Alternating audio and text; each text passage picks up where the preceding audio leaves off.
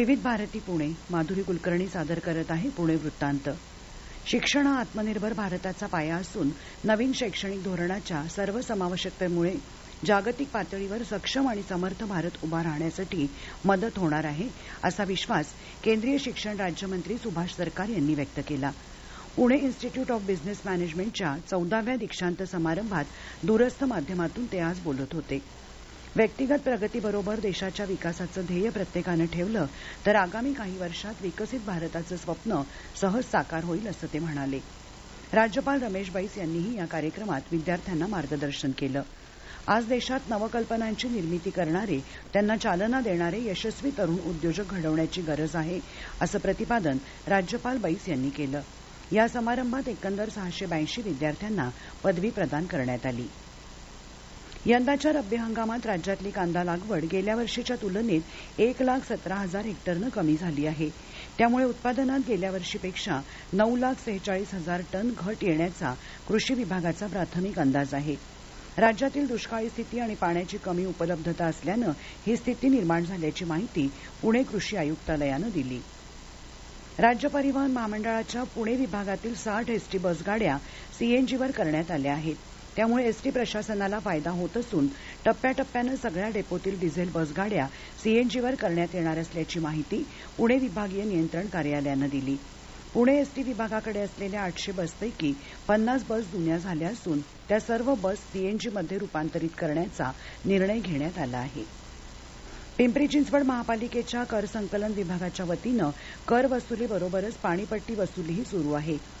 गेल्या अनेक वर्षांपासून पाणीपट्टी न भरणाऱ्या 250 पेक्षा जास्त मालमत्ताधारकांची नळ जोडणी खंडित करण्यात आली आहे. 31 मार्चपर्यंत थकबाकीदारांचे नळजोड खंडित करण्याची मोहीम राबवण्यात येणार असल्याची माहिती कर संकलन विभागाचे सहाय्यक आयुक्त निलेश देशमुख यांनी दिली. गायनामध्ये साथ संगत करताना स्केल चेंजर हार्मोनियम ज्याप्रमाणे स्वरपट्टी बदलता येते त्याप्रमाणेच आता बासरी वादकालाही बासरी या सुशीर वाद्यावर स्वरपट्टी बदलणं शक्य होणार आहे.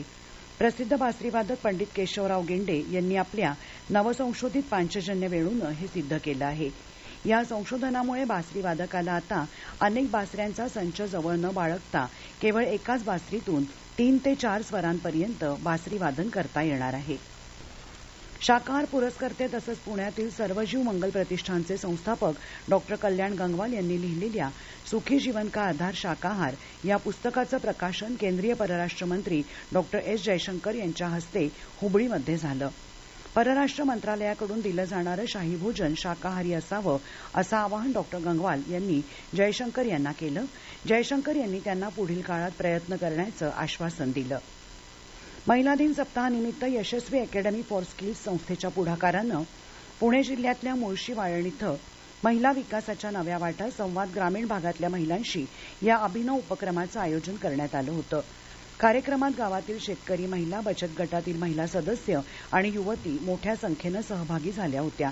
ज्येष्ठ माध्यमकर्मी स्वाती महाळंक यांनी आपल्या मनोगतात महिलांच्या यशोगाथांची उदाहरणं सांगितली. येत्या आठवडाभरात बोपोडी चौकातील वाहतूक मार्गी लागेल असं आमदार सिद्धार्थ शिरोळे यांनी म्हटलं आहे.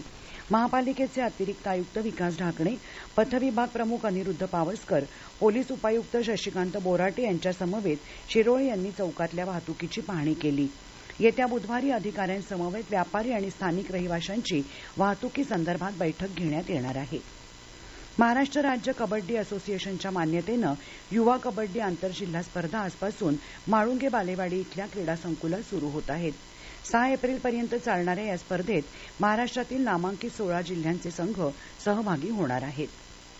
पुणे आणि परिसरात आज कमाल तापमान 34 तर किमान तापमान 13 अंश सेल्सिअस नोंदवलं गेलं. उद्या आकाश मुख्यतः निरभ्र राहून तापमानात फारसा बदल संभवत नसल्याचा पुणे वेधशाळेचा अंदाज आहे. तर हा होता आजचा पुणे वृत्तांत. उद्या पुन्हा भेटू संध्याकाळी 6 वाजता विविध भारती पुणे केंद्रावर ताज्या पुणे वृत्तांतमध्ये. नमस्कार.